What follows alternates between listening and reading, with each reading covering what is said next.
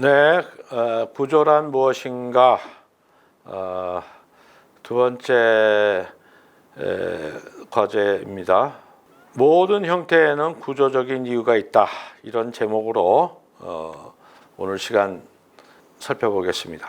우리가 어떤 형태라고 하는 것을 얘기할 때는 그 형태라는 것에서 여러 가지를 생각하게 되죠. 우리 인체를 예를 들어 봅시다. 저기 지금 새 그림을 제가 그렸는데 말이 되는지 안 되는지 모르겠습니다만은 우리 원시 시대 초기 인류의 그림이고, 하나는 우리 현세 인류 다비드상이 그걸 표현하고 있고, 오른쪽의 그림은 SF 영화에 나오는 거지만은 어쩌면 우리의 매우 먼 미래에는 인류가 저렇게 우주인처럼 생길 수도 있겠다. 자, 이렇게 인간의 모습이 지금은 이렇지만 과거와 미래는 다를 수 있겠다. 이게 왜 그렇겠습니까? 결국 어떤 환경에 대해서 진화를 하느라고 이렇게 됐겠죠. 어느 순간 직립을 하게 되고, 어느 순간 털이 없어지게 되고, 어느 순간 팔다리의 비례가 달라지고 이렇게 바뀌겠습니다. 자, 이것처럼 어떤 형태라고 하는 것은 그 환경에 적응해서 가장 최적화되는 방향으로 바뀌어지는 거죠. 이걸 우리가 진화라고 하고, 형태의 어떤 변형 이렇게도 설명할 수가 있습니다. 자, 우리가 구조를 이해함에 있어서 인체를 가지고 설명하는 것은 굉장히 이해하기도 쉽고 매우 유용한 비유입니다. 우리 인체가 왜 이렇게 생겼을까? 과거에도 안 그랬고 미래에도 안 그럴 터인데, 심지어 외계인이라면 더욱 안 그렇겠죠.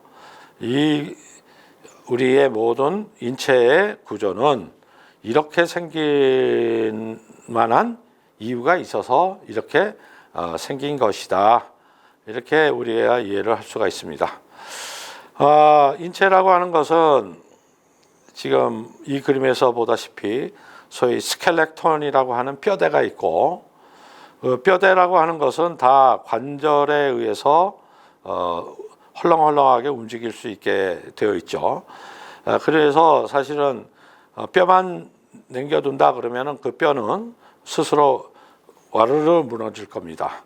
우리가 제대로 서 있는 것은 뼈와 뼈를 이 근육이라는 것들이 서로 묶어주고 있기 때문에 말하자면 제대로 서 있는 것이고, 또 그 근육은 어떤 역할을 하느냐면 뼈를 움직이게 하게 만들죠. 예를 들어서 이 팔 같으면 이렇게 하기 위해서는 이 위에 있는 이두박근이 이렇게 수축이 되고, 다시 펼 때는 밑에 있는 삼두박근이 또 이렇게 수축을 해서 뚱뚱해지고, 이렇게 함으로써 이게 뼈끼리는 회전 운동밖에 못 하는데 요게 근육하고 묶여갖고 이렇게 수의적으로 움직인다.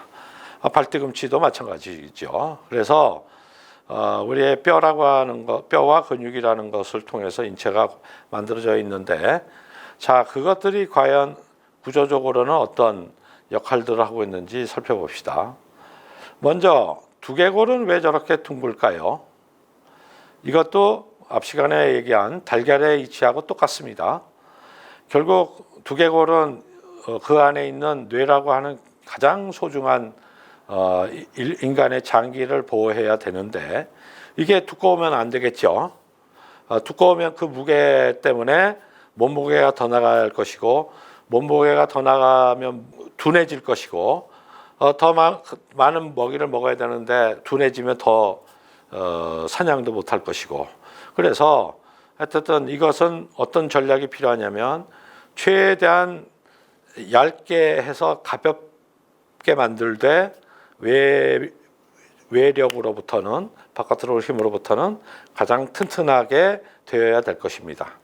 그렇게 해서 취하는 형태의 전략이 원형 달걀 형태지요.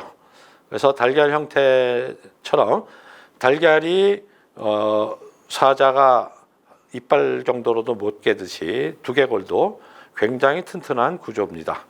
밑에 그 여러 도자기들도 얇으면서도 튼튼한 것은 결국 그것이 이런 매끄러운 구형 구조를 갖고 있기 때문이다. 그래서 형태라는 것은 구조적인 이유로 만들어지는 것이 인체의 여러 부위의 특징입니다. 자, 이것도 한번 예를 들어 보십시다. 발바닥에는 족저근이라는 거가 있어요. 다리는 기본적으로 이렇게 돼 있고 여기에 발목에서부터 힘이 이렇게 내려옵니다. 이 힘이 내려오는데 이렇게 아치로만 돼 있으면은 아치가 가운데가 부러지겠죠. 요것을 잡아주기 위해서 이렇게 근육이 가는데 이것이 이제 소위 족저근이다. 자, 그런데 이 아치가 이렇게 높은 사람이 있고 거의 아치가 낮은 사람이 있을 겁니다. 이런 사람들을 뭐라 그러냐면 평발이라 그러죠. 왜 평발이라 그러고 이런 사람들은 왜 걷는 게 힘드냐? 결국 위에서 내려오는 힘이 똑같은데 이 사람은 이게 크기 때문에 이 족저근에 가해지는 힘이 작습니다. 작은데 이 평발인 사람은 이 폭이 작기 때문에 이 힘이 굉장히 큰 힘이 족저근에게 가해지죠. 당연히 큰 힘이 가해지니까 피로가 심해지고 조금만 걸어도 근육이 피로해져서 오래 걷지 못한다. 이런 얘기입니다. 활과 같은 거죠. 활도 이것과 이것 사이가 크게 되면 더 큰 힘이 여기에 숨겨지게 되고 이렇게 되면서 이 쏘는 힘이 커지듯이 이 발바닥의 뼈에 족저근의 저 곡률은 사람이 걷기 위해서 만들어진 것이다. 이런 얘기입니다. 자, 대퇴골은 어떻습니까? 대퇴골도 이렇게 직선인 부족도 옛날 언젠가는 있었겠죠. 반면에 이 기울기가 아주 급한 조상도 아마 있었을 겁니다. 자, 이 셋이 뛴다고 보면 똑같은 힘이 위아래로 가해졌을 때 여기는 아마 이렇게 부러졌을 거예요. 이 뼈가 직선인 사람은 이렇게 부러졌을 겁니다. 우리 지금 인류처럼 약간 이렇게 기울어진 곡률을 가지면 여기 자동차 스프링처럼 위에서 아래를 누르면 이쪽으로 약간 탄성을 가져서 쉬었다가 다시 원상복구될 겁니다. 자, 그러니까 이 대퇴골의 미세한 곡률조차도 아주 오랜 기간 동안의 진화의 결과에 의해서 이렇게 형태가 만들어졌다라고 하는 것을 알 수가 있습니다. 자, 인체뿐만 아니죠. 모든 생명체는 다 그 생긴 구조가 그렇게 생긴 이유가 있다, 이렇게 얘기할 수 있습니다. 딱정벌레나 조개껍질 같은 경우는 그 뼈대가 외골격이라고 말씀을 드렸습니다. 우리 인간이나 척추동물처럼 몸 속에 있는 게 아니라 몸 바깥에 있는 그 껍질 자체가 구조인 경우죠. 자, 이것도 보시다시피 한 군데도 매끄럽지 않은 부분이 없죠. 매끄럽지 않은 부분이 없이 다 아주 균질한 곡률을 가지고 형태를 이루고 있습니다. 대각에 이렇게 조개 껍질의 표면 곡률 같은 곡률을 가진 이 형태를 우리가 쉘 구조라고 얘기하죠. 딱정벌레도 쉘 구조를 갖고 있는 거고 조개 껍질은 말할 것도 없고 달걀도 결과적으로는 쉘 구조를 갖고 있는 거죠. 그 쉘 구조를 이용할 때 아주 가늘면서도 얇으면서도 최대한으로 튼튼한 강한 구조를 얻을 수가 있게 되는 겁니다. 그러니까 결국 모든 생명체가 가지는 골격은 인간이 됐던 곤충이 됐던 결국 똑같은 법칙을 원한다. 최소의 재료로 최대의 강성을 가지는 구조체가 되기를 원한다. 그렇게 만들어진다. 이런 얘기입니다. 자, 인류가 만드는 건축물, 구조물도 이런 원리를 이용하면 똑같은 효율적인 건축 구조물을 만들 수가 있습니다. TWA 터미널, 존 FK 공항에 있습니다만은 저 터미널도 쉘 구조로 되어 있어서 내부에 받침 기둥 없이도 얇고도 넓은 공간을 덮는 튼튼한 구조를 만들 수가 있는 것이죠. 오른쪽에 파리에 있는 CNIT 쉘 구조도 결국 조개 껍질의 쉘 구조를 원용해서 안에 큰 내부 공간을 얻고 있는 경우가 되겠습니다. 자, 쉘 구조는 똑같은 곡률을 XY로 가지는 쉘 구조가 있는가 하면 쌍방향으로 되어 있는 쉘 구조도 있다. 자, 이것을 우리가 하이퍼볼릭 파라볼로이드라고 얘기를 합니다. 자, 우리가 가장 애용하는 프링글인가요? 이 과자도 마찬가지죠. 곡률이 이쪽으로 있고 이렇게 있고 말 한 장 같이 생겼다고 해서 새들 구조라고도 얘기를 합니다. 자, 이것은 결국 쉘 구조가 곡률이 둘 다 이 방향이라면 여기는 두 개가 서로 어긋나 있지만 효율은 쉘 구조하고 똑같죠. 땅콩 껍질도 한쪽은 이렇게 곡률이 있고 다른 쪽은 이렇게 있는 하이퍼볼릭 파라볼로이드 구조입니다. 자, 이 구조 과자는 왜 이렇게 만들었을까요? 평으로 만들면 쉽게 깨지죠. 쉽게 깨지는 걸 막기 위해서는 두꺼워지죠. 두꺼워지면 식감이 안 좋죠. 최대한 얇게 만들면서도 제일 단단하게 만들려니까 이렇게 새들 구조로 만든 겁니다. 땅콩 껍질도 마찬가지겠죠.